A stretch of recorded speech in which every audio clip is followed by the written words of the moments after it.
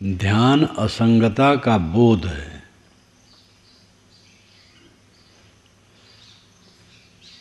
चाहे जितनी भीड़ हमें मिले, चाहे जितने साथी बराती अनुगामी पीछे लगे रहें, लेकिन अपने तन और मन का दुख खुद भोगना है। तन का दुख तो प्रारब्ध कृत है, मन का दुख बंधन है। तन का दुख भी सब प्रारब्ध कृत नहीं होता है, अपने दुरुपयोग का परिणाम होता है। लेकिन शरीर में ऐसे कुछ दुख आते हैं जिसका प्रत्यक्ष कारण का पता नहीं लगता है। वर्तमान में ऐसा कुछ नहीं लगता है कि इसमें हमने कोई असावधानी की है। ऐसे दुख को हम प्रारब्ध कृत मानते हैं, पूर्व जन्मों के कर्म फल। शरीर में अधिकतम दुख आज के दुरुपयोग से होते हैं। खान पान, रहन सहन, आचार विचार, श्रम, ये सब में संतुलन न होने से शरीर में श्रम भी चाहिए। श्रम अगर नहीं रहेगा, खान पान में संतुलन भी रहेगा और श्रम नहीं रहेगा शरीर में, तो तकलीफ होगी। शरीर में श्रम चाहिए। श्रम करने का अवसर जिसे न हो, उसे व्यायाम, भ्रमण, ये सब की जरूरत है, जिससे कि श्रम शरीर में हो जाए। और खान पान का संयम, आचार विचार का संयम, इंद्रियों की उत्तेजना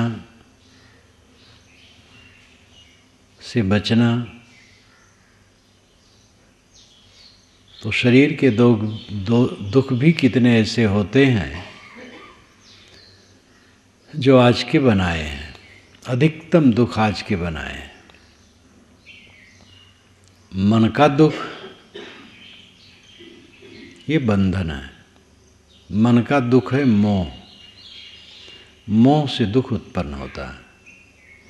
मोह मिट जाने पर दुख नाम की चीज मन की नहीं रह जाती।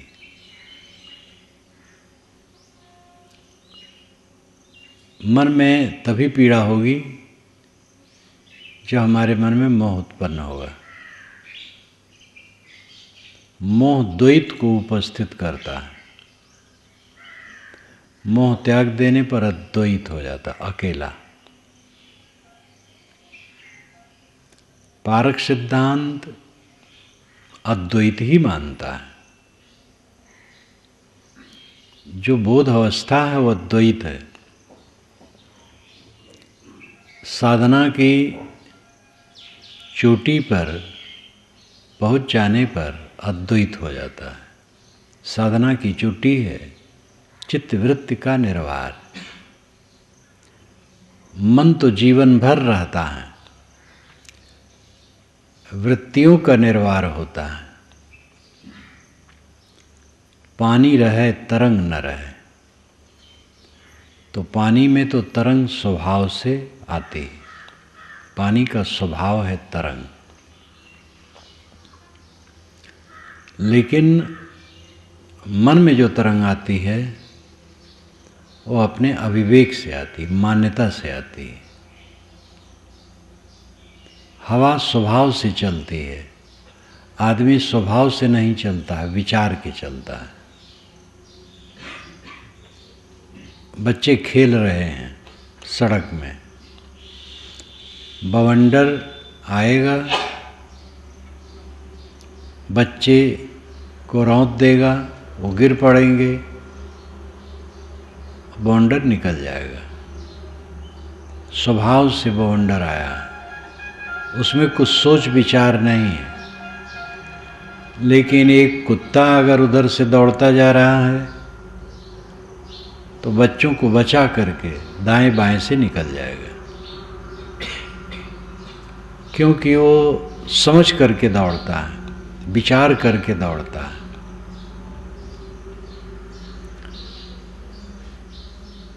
हवा विचार करके नहीं दौड़ती है, उसमें विचार की शक्ति नहीं, ज्ञान ही नहीं, जड़ है, वो स्वभाव से चलती है। पानी की धारा स्वभाव से चलती है, कोई उसमें विवेक नहीं है। आदमी चलता है तो विचार से चलता है, कहीं जाना है तब चलता है। जब जाने का विचार बदल जाता है तो बीच रास्ते ही से लौट पड़ता है। जड़ की क्रिया स्वाभाविक है, चेतन की क्रिया मान्यता से है। हमारे चित्त की तरंग हमारी मान्यता पर निर्भर करती है। मान्यता हमारी शुद्ध हो जाती है, तरंग शुद्ध हो जाती है।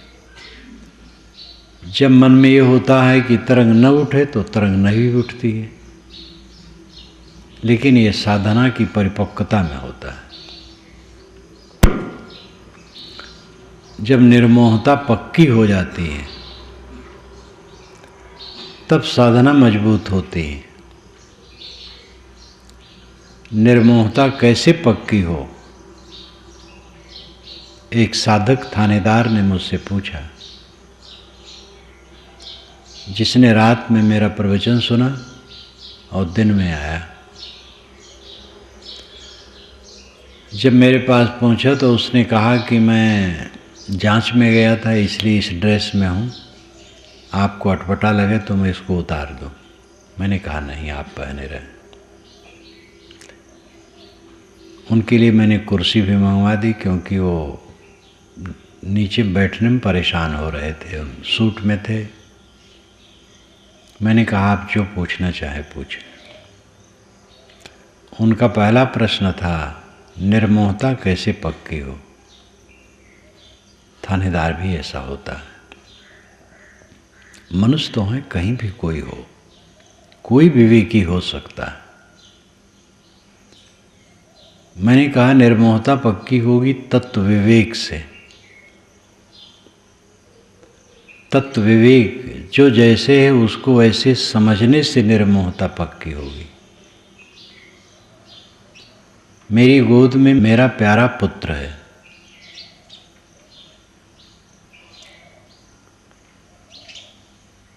और जब विचार और हुआ तो एक लड़का है।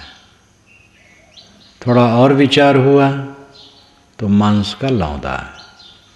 थोड़ा और विचार हुआ तो मिट्टी का पिंड है। थोड़ा और विचार हुआ तो कणों का प्रवाह है। विचार की गहराई में हम जितना उतरते जाते हैं, बच्चे के विषय में मोह समाप्त होता जाता है। कणों का प्रवाह जब हम समझते हैं, मोह बिल्कुल खत्म हो जाएगा। अंतिम स्थिति को देखने से मोह अपने आप समाप्त हो जाता है। जीवन भर चाहे जितनी गहमा गहमी रहे, एक दिन वह आना है जब हमारा शरीर पड़ा रहेगा जमीन पर, और ये होगा कि अब छूटने वाला है, और छूट भी जाएगा। लोग कहेंगे शरीर छूट गया। ये आना पक्का है। जीवन भर की गहमा गहमी का क्या मूल्य रहा? बहुत पैसे हमने गिने, खूब तह तह करके रखे, बैंक में भी जमा किए, बहुत प्रेमी नेमी मिले, बहुत कुछ हुआ, लेकिन अंत में क्या रहा? अंत में कहीं कुछ नहीं रहा, शून्य। इस विचार में जो रहेगा उसका मन निर्मोह होगा। अंत को देखने से निर्मोहता आती है।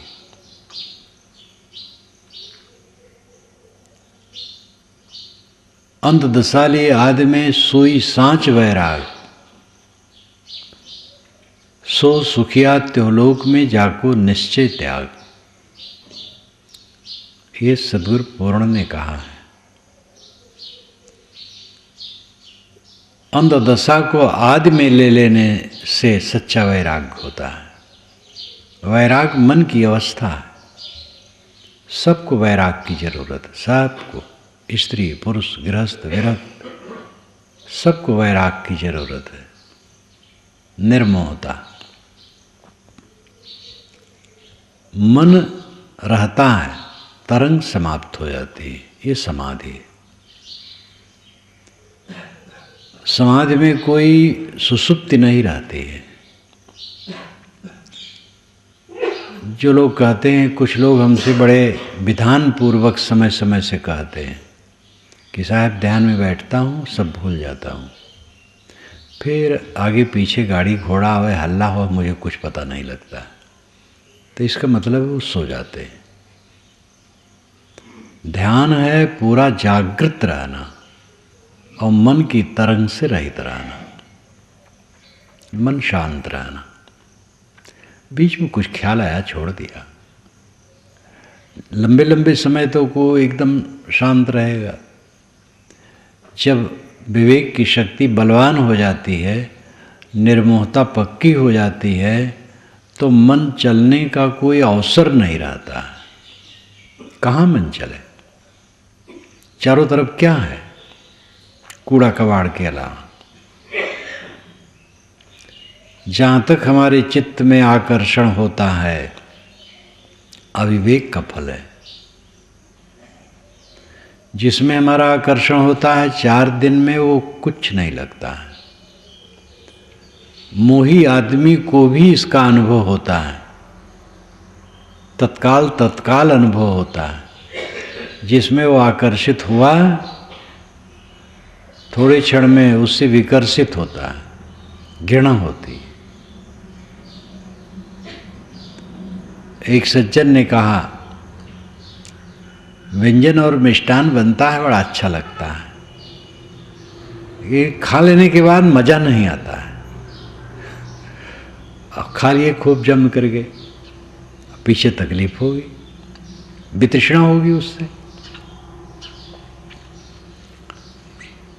सांसारिक आकर्षण के प्रति वितृष्णा सामान्य व्यक्ति को भी होता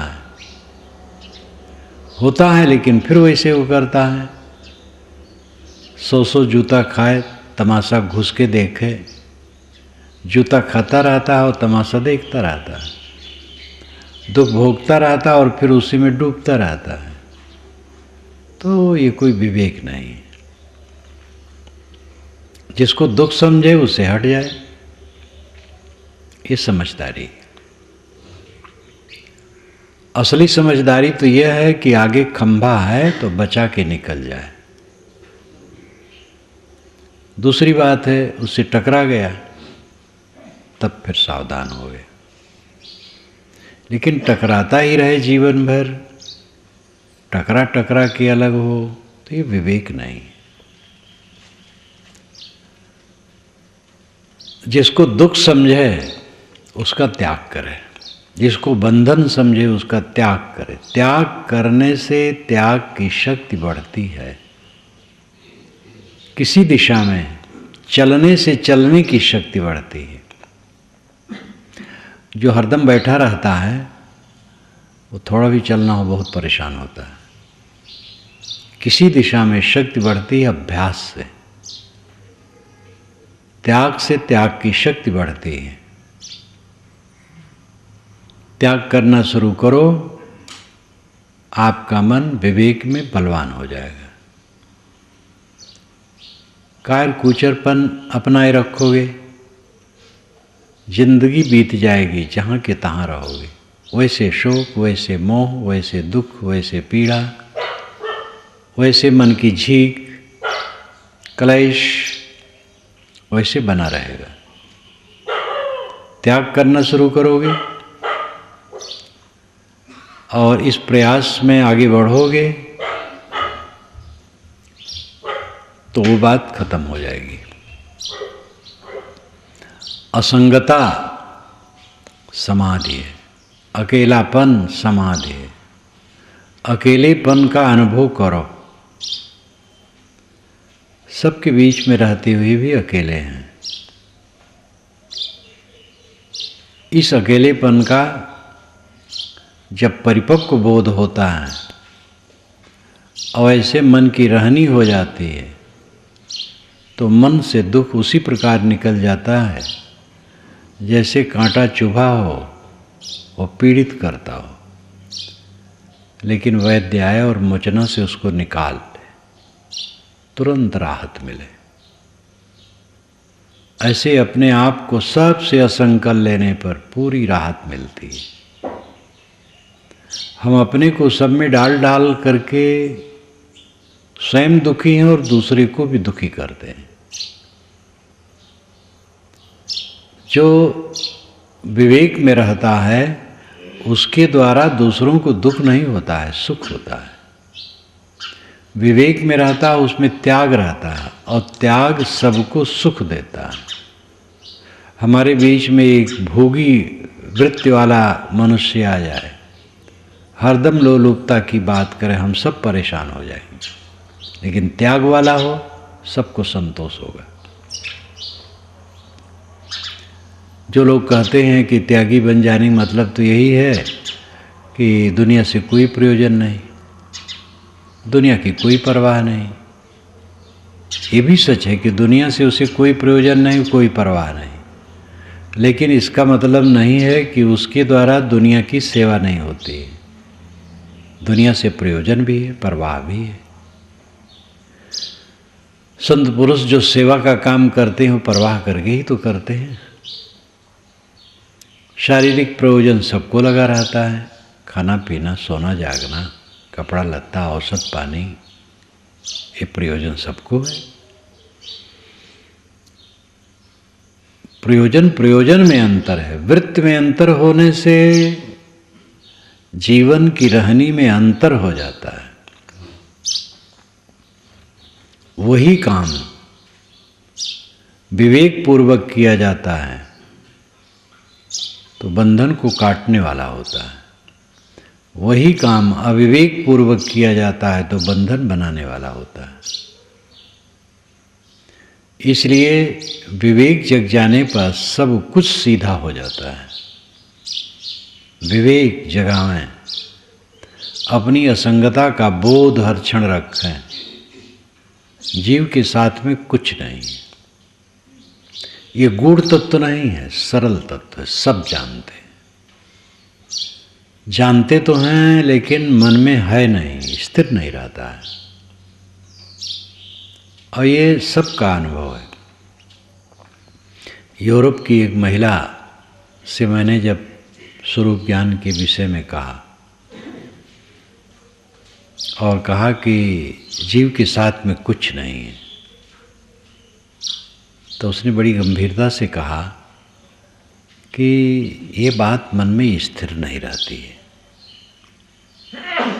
हजारों किलोमीटर के दूर का आदमी भी वही अनुभव करता है जो हम अनुभव करते हैं, क्योंकि मन सबका वही है। साधना करके जब तक लक्ष्य को स्थिर नहीं किया जाएगा तब तक एकरस वृत्ति बन नहीं सकती है। कौन नहीं जानता है कि मौत है शरीर की, लेकिन कितने क्षण याद रखते हैं। साल साल बीत जाता है, 10 मिनट भी गहराई से उस पर आदमी नहीं सोचता है। जब कोई मर जाता है तब उसे लगता है दुनिया झूठी है, या कहीं ज्ञान की किताब पढ़ा तो लगा दुनिया झूठी है। जब तक अपने को अलग नहीं किया करोगे कुछ समय के लिए, तब तक अपनी स्थिति का अनुभव नहीं कर पाओगे। भीड़ में डाले डाले, प्रपंच में डाले डाले अपनी दशा का अनुभव नहीं होगा।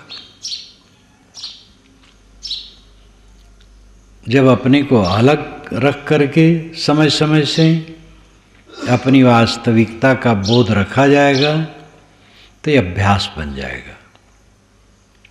तो लोगों के बीच में रहते हुए भी वो वृत्ति बनी रहेगी।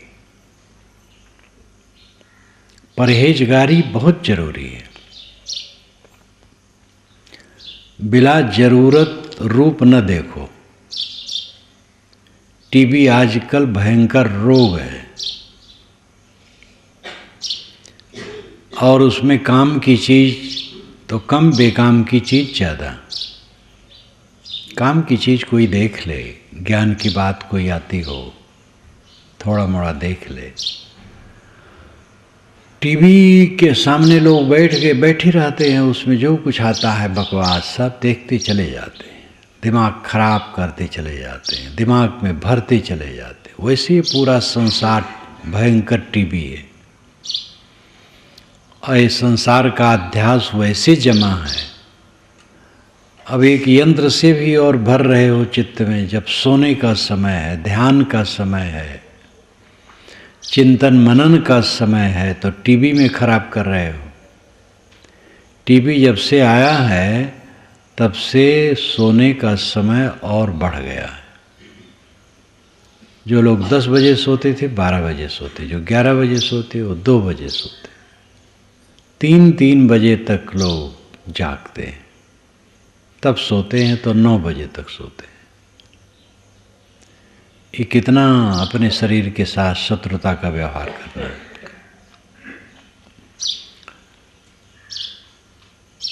टीवी से बचो जितना बन सके।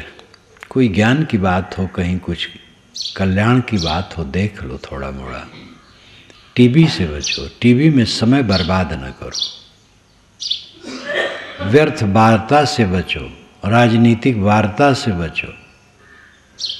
लोग बैठेंगे राजनीति की बात शुरू कर देंगे, न उसमें लेना न देना, न कुछ करना न धरना, लेकिन उसी में उलझे रहेंगे। परहेज की जरूरत है, बिला वजह की बात न बोलो, निरर्थक रूपों को न देखो, निरर्थक गंध न ग्रहण करो, निरर्थक स्पर्श न करो, अपने शरीर के अंगों का निरर्थक स्पर्श न करो, संवेदनशील अंगों का तो बिल्कुल स्पर्श न करो। केवल धोने के लिए, साफ करने के लिए स्पर्श करो, बाकी स्पर्श न करो। निरर्थक न बोलो, निरर्थक न सुनो। 5 ज्ञानेंद्रियों के प्रपंच को संभालो, देखो थोड़ी देर में दिव्य स्थित हो जाएगी।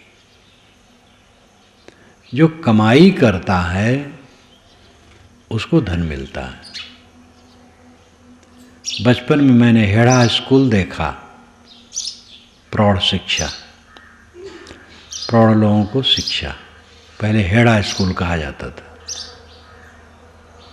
अंग्रेज गवर्नमेंट के ज़माने में भी हेड़ा स्कूल, जो परिपक्व हैं उनके लिए स्कूल। तो अध्यापक आते थे, कई लालटेनें जल जाती थीं, गांव के लोग इकट्ठे हो जाते थे, वो पढ़ाते थे। और उनमें पढ़ाए तो 25-50 को। कुछ दिन के बाद मैंने देखा 1-2 को जो लगनशील थे, और 1 को मैंने ज़्यादा देखा, वो एकदम अक्षर नहीं जानता था और 35-40 वर्ष की उम्र वाला रहा होगा। वो भी उसी में पढ़ा, और फिर हेड़ा स्कूल तो कुछ समय के लिए होता है, ख़त्म हो गया, और स्वयं पढ़ता रहा। फिर उसी आधार पर वो धर्म ग्रंथ पढ़ने लगा, और देखा कि वो धर्म ग्रंथ ठीक से अब पढ़ रहा है, बाकी लोग जहाँ के तहाँ। तो लगन के बिना कुछ नहीं होता है। विद्यार्थी जीवन है तो जम करके पढ़ना चाहिए। किसानी जीवन है तो किसानी में गोबर माटी ठंडी गर्मी से जो डरेगा वो किसानी कर पाएगा। व्यापार में जम करके काम करना चाहिए। कहीं सर्विस है, चुस्ती से टाइम तक काम करो। साधु अपनी साधना का काम करे, और साधना का काम तो सबको ही करना है। किसी दिशा में निरंतर परिश्रम के बिना सफलता नहीं होती, और उसके मूल में है लगन। बिना लगन के निरंतर श्रम नहीं हो सकता है। बिन शौक फकीरी मिट्टी है, ये कहावत है। फकीरी भी बिना शौक के मिट्टी है, फकीरी का शौक होना चाहिए, तब फकीरी अच्छी बनती है। हर समय अपने को असंग बनाने के विचार में साधक को रहना चाहिए, अपनी असंगता का बोध होना चाहिए। जीव अकेला है और अपने को अकेला कर लेना ध्यान की उच्चतम अवस्था है। दृष्टि योग, स्वर योग, नाद योग, बिंद योग, साकार योग, अनेक प्रकार से साधनाएं हैं मन को ठहराने के लिए। बंद आँखों में जो दिखाई दिया उसी में मन ठहराया, दृष्टि हो गए। सांस पर मन ठहराया, स्वर हो गए। सांस पर मन ठहराने का मतलब है कि सांस का ही ख्याल रखना और कुछ ख्याल न रखना। बिंदु पर एक चमकता हुआ बिंदु की कल्पना कर ली, उसमें मन ठहराया, बिंदु हो गए। अंदर में नाद होता है और कान बंद करने पर वो सुनाई देता है, और जिसका अभ्यास रहता है उसको बिना कान बंद किए सुनाई देता है। नाद जोगी कितने होते हैं तो जीवन भर नादे सुनते रहते हैं, नाद को ब्रह्म मानते हैं। ये भी भटकाव है। वो तो आरंभिक साधना में चित्त चंचल है, कहीं स्थिर करना चाहिए, तो ये सब स्थूल स्थूल साधन है। दोनों कानों में उंगली डाल ली, अंदर की गनगनाहट सुनने लगे, बाहर की बातें भूल गए। इस प्रकार अपने मन को प्रपंच से हटाने का ये साधन है, अंतिम लक्ष्य नहीं है। नाद ब्रह्म नहीं है, नाद तो ध्वनि है, शब्द है, विषय। 5 विषयों में एक विषय। साकार योग, किसी महापुरुष संत पुरुष का चित्र मन में ले लिया, उसमें मन ठहराया। तो ये सब साधनाएं आरंभिक चित्त को स्थिर करने के लिए। अंतिम साधना है सारे विचारों को छोड़ना। नदी के तट पर व्यक्ति बैठा है, नदी की तरंगमालाओं को देखता है, बहता नहीं, केवल देखता है। तो ऐसे संकल्पों को केवल देखना, उदासीन होकर, बहना नहीं। और जितना उदासीन होगे संकल्प शांत होंगे। संकल्प आते भी रहें और उदास होके देखो तो चित्त का भार घट जाएगा। कोई भी अनुभव करके देख सकता है। संकल्प आते हैं, ठीक है, आने दो, लेकिन संकल्पों में मिलो मत। जब किसी संकल्प में किसी आदमी मिल गए तो अब उसी में बहने लगे, तब दिमाग बोझिल होगा। कोई संकल्प आए, तटस्थ रहो, सावधान सावधान सावधान, छोड़ते जाओ छोड़ते जाओ छोड़ते जाओ, तो चित्त हल्का हो जाएगा। साधक को घबराना नहीं चाहिए कि हम सफल नहीं हुए। सफलता तो शुरू हो गई जब ध्यान के लिए बैठने लगे। अभी तक बैठते ही नहीं थे, अब बैठने तो लगे, एक सफलता शुरू हो गई। और फिर चित्त को देखते हो तो कुछ समय के लिए तो सही दशा आ जाती है, सफलता हुई। ऐसे सफलता बढ़ती है। कमाने कबूतर, खमाने खरगोश, बच्चे पढ़ते पढ़ते ही विद्वान होते, लेक्चरर प्रोफेसर होते हैं, प्रवक्ता होते हैं। इसलिए सफलता तो स्मरण करते ही, साधना का स्मरण करते ही सफलता शुरू हो जाती है। किसी को हरेला नहीं होना चाहिए। मन परेशान कर रहा है, घबराओ मत। उसको किसने बिगाड़ा है? मैंने ही बिगाड़ा है। राग रंग करके, मोह बनाकर, आसक्ति बनाकर, एक कूड़ा कचड़ा संसार जिसको हम भोग कहते हैं, पूरा कूड़ा कचड़ा है। सबसे बड़ा भोग काम भोग माना है, जो भयंकर कूड़ा कचड़ा है।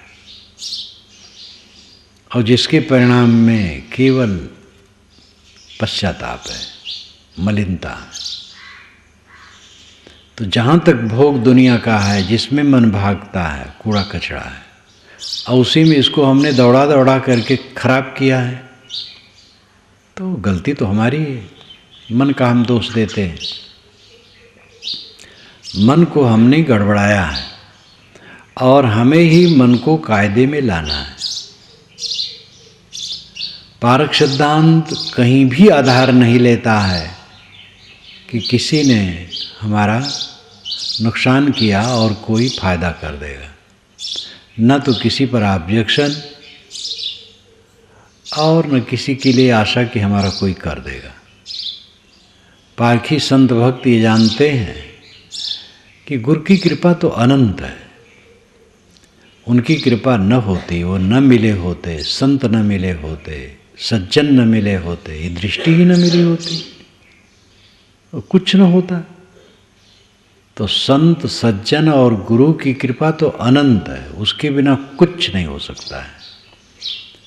परंतु उनकी कृपा की एक सीमा है, वे बता देंगे, रास्ता दिखा देंगे।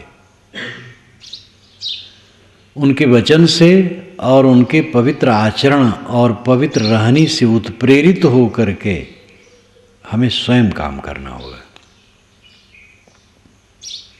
पारक सिद्धांत से हट करके मैं देखता हूँ अच्छे अच्छे ज्ञानी आत्मज्ञान की बात करते करते फिर सहारा लेते हैं, भूल जाते हैं। इस पर मुझे याद आती है एक घटना। मैं यहाँ छत्तीसगढ़ के ही कार्यक्रम में था, 12-14 वर्ष हो गए होंगे। इलाहाबाद रेलवे बुक स्टॉल से एक विश्वविद्यालय का छात्र मेरी पुस्तक शाश्वत जीवन खरीदा,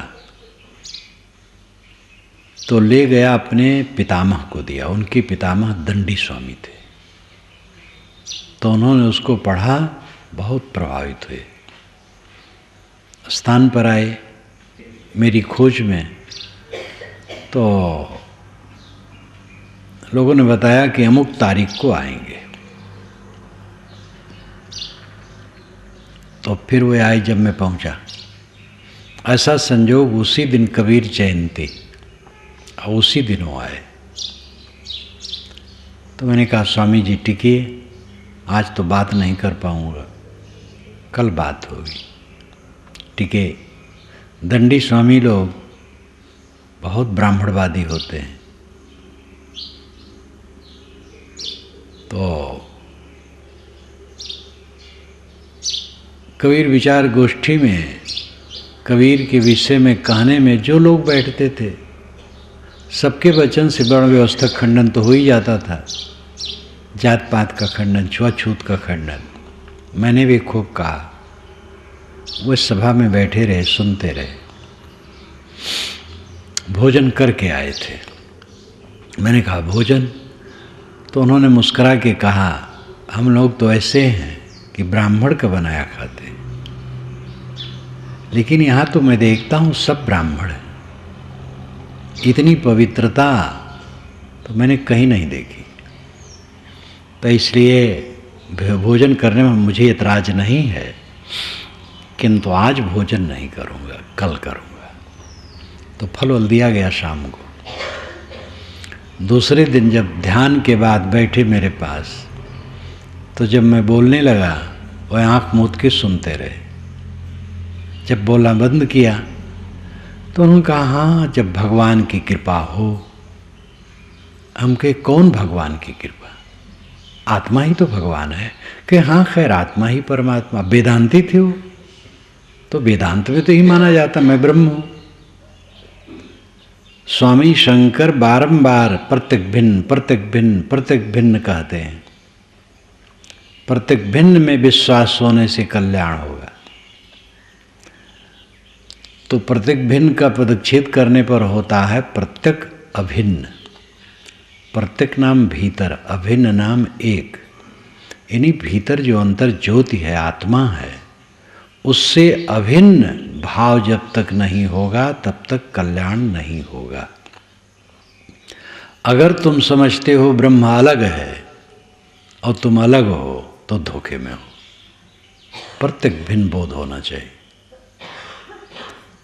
प्रत्येक भीतर अभिन्न एक, अपने भीतर से एक हो जाओ, अपनी आत्मा से एक हो जाओ, अपनी आत्मा से अलग कुछ न मानो। बारंबार वो कहते हैं, लेकिन वो भी कभी कह देते हैं दैव की कृपा से ये चक्कर आ जाता है। तो मैं कहूँ कि आपके अलावा कौन भगवान है? कि हाँ खैर भगवान तो अपना आत्मा ही है। फिर मैं बोलने लगूँ तो फिर सुनने लगे। जब मैं फिर बंद करूँ कि हाँ जब ईश्वर की कृपा हो तब ऐसा होगा, हम कि फिर आप ईश्वर पर चले गए। कौन सा ईश्वर आपके ऊपर कृपा करेगा? कि हाँ खैर ईश्वर तो आत्मा ही है। जब मैं कहूँ तब आ जाए और फिर फिसल जाए।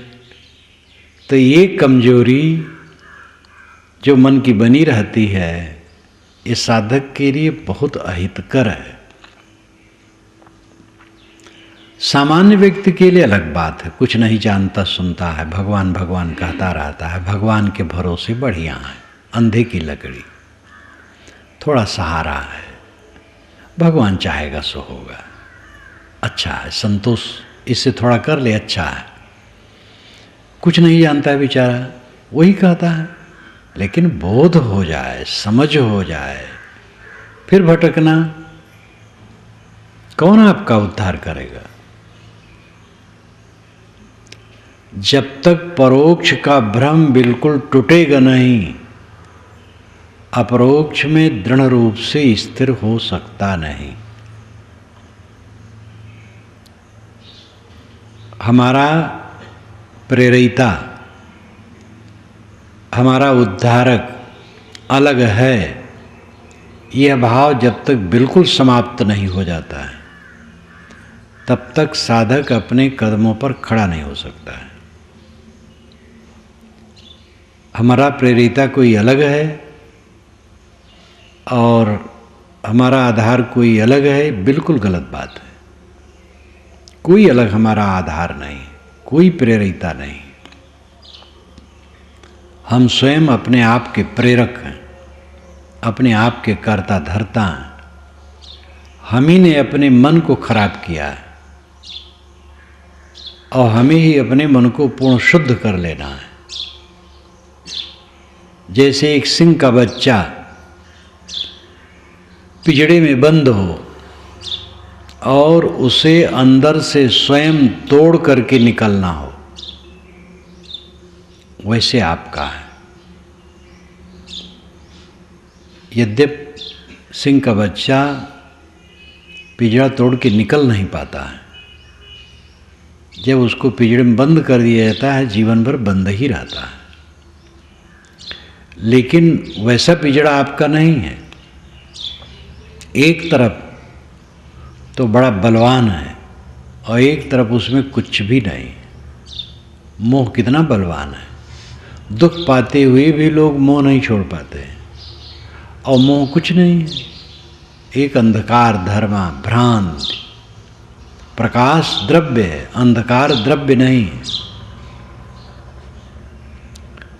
अंधकार तो प्रकाश का अभाव मात्र है, प्रकाश नहीं इसलिए अंधकार है। प्रकाश आ जाए अंधकार खत्म।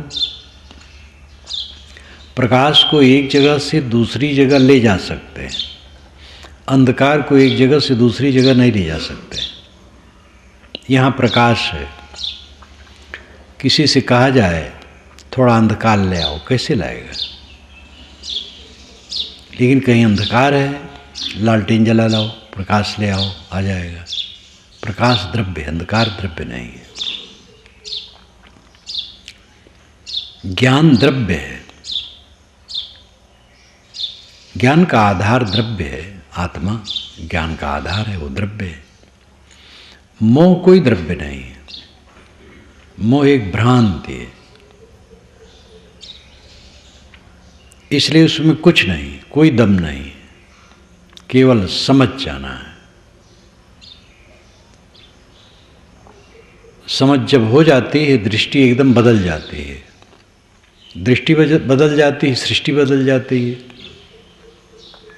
झटके में किसी की दृष्टि बदलती, उससे आप ज़्यादा समझ सकते हैं। जैसी कहावत है कि गोस्वामी जी अपनी पत्नी के प्रति बहुत मोहित थे। नैहर चली गई थी और जब रात में पहुँचे उसके पास तो उसको आश्चर्य हो गया। तो कहा कि जितना हमारे चाम में आपको प्रेम है, राम में होता तो आपकी दशा कितनी ऊंची होती। इतने में उनको चोट लगी और त्याग कर दी। ये कहावत ज़्यादा प्रसिद्ध है। ऐसा भी विचार है कि उनकी शादी नहीं हुई थी। पंडित रजनीकांत शास्त्री ने मानस मीमांसा लिखी है, किताब महल इलाहाबाद से वो व्यक्ति है। उसमें उन्होंने लिखा है कि गोस्वामी जी तो शिशु के रूप में मंगतों ने पाया था उनको। और ये बात बहुत प्रसिद्ध, खाली वो उन्होंने नहीं लिखा। वे पैदा होने के बाद मंगतों के पिछवाड़े फेंक दिए गए थे। एक मंगन परिवार था, उसके घर के पीछे वो बच्चा रो रहा था, तो लोग गए, देखे, सुबह उठाए और पाले। तो उन्होंने वैसा ही नाम रखा, राम बोला। और रक्षक मांगने वाले थे तो वो भी मांगते थे। मांगते खाते सूकर क्षेत्र में पहुँचे, राम बोला। नरहर जी महाराज वाल्मीकि रामायण की कथा कह रहे थे। सूकर क्षेत्र गोंडा जिला में पड़ता है, जो अयोध्या से उत्तर है। तो नरहर महाराज जी ने उस बच्चे को देखा, मेधावी, संस्कारी। उन्होंने उसको साथ लिया। वो साथ हुआ तो लिया, और फिर वो जो हुए आप जानते हैं, एक महान पुरुष हुए। तो इसलिए उनकी शादी नहीं हुई थी। शादी का भी कथन बहुत चलता है कि उनकी शादी हुई थी।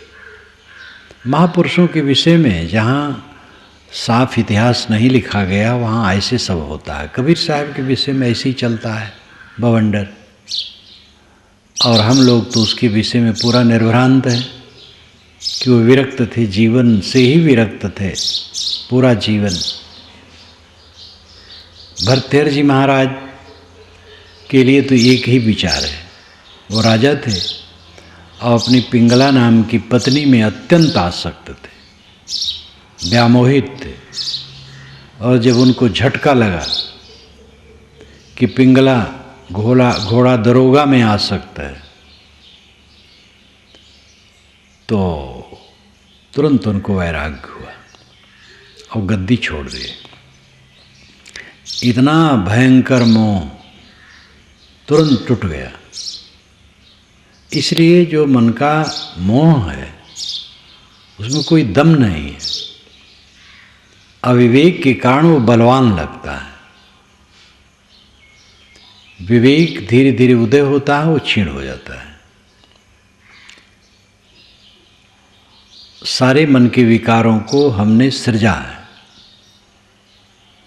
और हम ही उसको मिटा सकते हैं। ये पक्का निश्चय सब साधकों को होना चाहिए। बैसाखी लेने की जरूरत नहीं है। पारखी संत कभी नहीं कहते हैं कि गुरुजी आपके बंधन को काट देंगे। ऐसा कथन आता है तो उसका अर्थ एक सीमा में है कि आपको बताएंगे, समझाएंगे, तब आप काम करेंगे तो कटेगा। बताना समझाना भी जरूरी है। इसलिए गुरु की कृपा पारक सिद्धांत में अनंत मानी जाती और सभी में मानी जाती एक वास्तविकता है। लेकिन उनके प्रयास की एक सीमा है। एक कमरे में एक आदमी ताला लगा के बैठा है और बाहर से भी ताला लगा है, तो बाहर का ताला बाहर वाला व्यक्ति खोलेगा, और भीतर का ताला बाहर वाला नहीं खोल पाएगा। भीतर का ताला तो हमें खुद खोलना पड़ेगा। गुरु बाहर से समझा देंगे और अपने मन के बंधन को हमें स्वयं काटना होगा।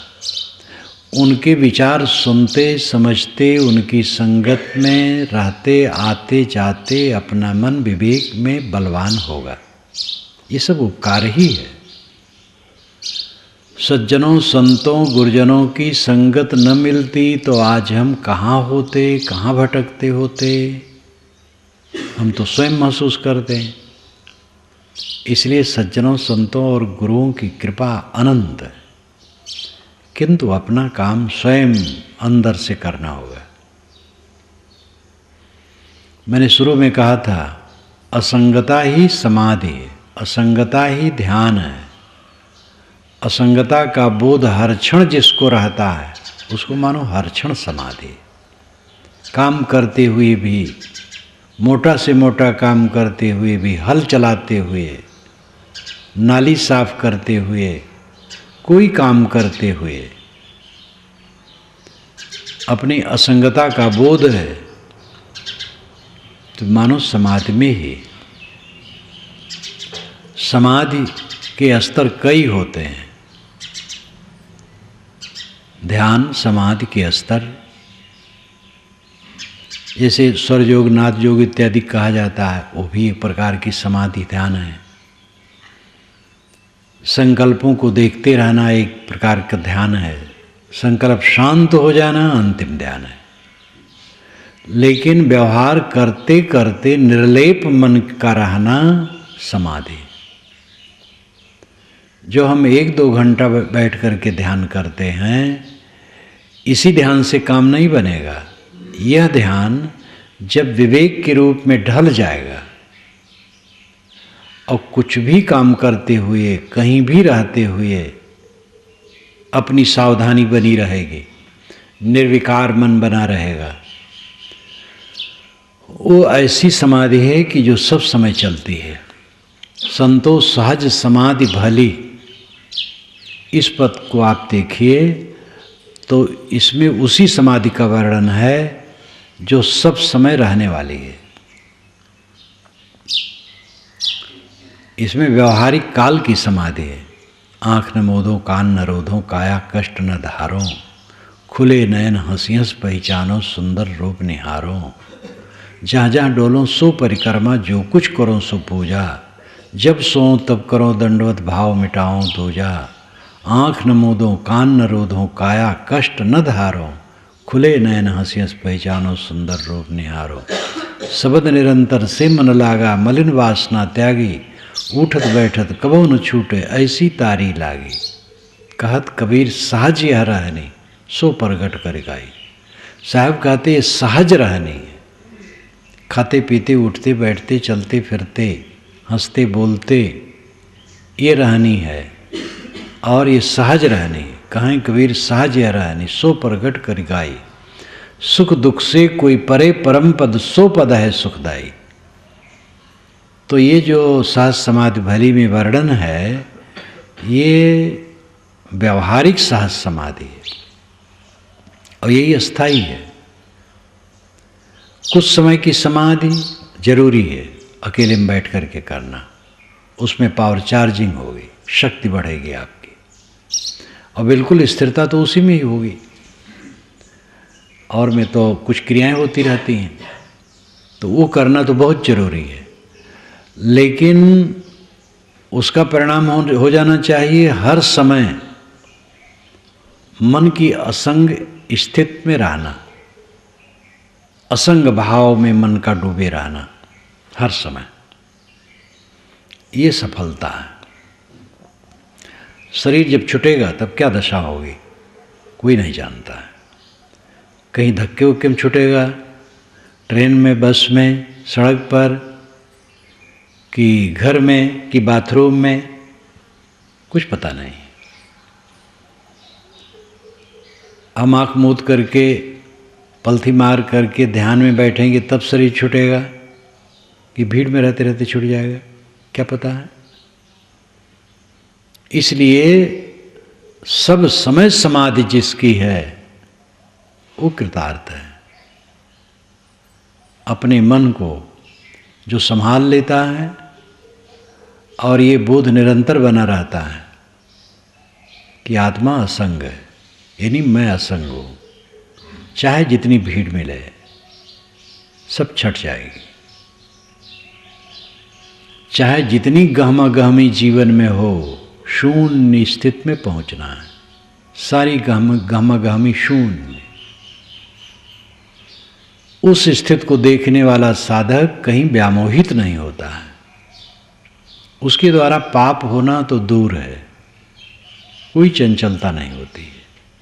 ये एक रस रहनी है, असंगता का बोध। इस बोध में जीना सहज समाधि।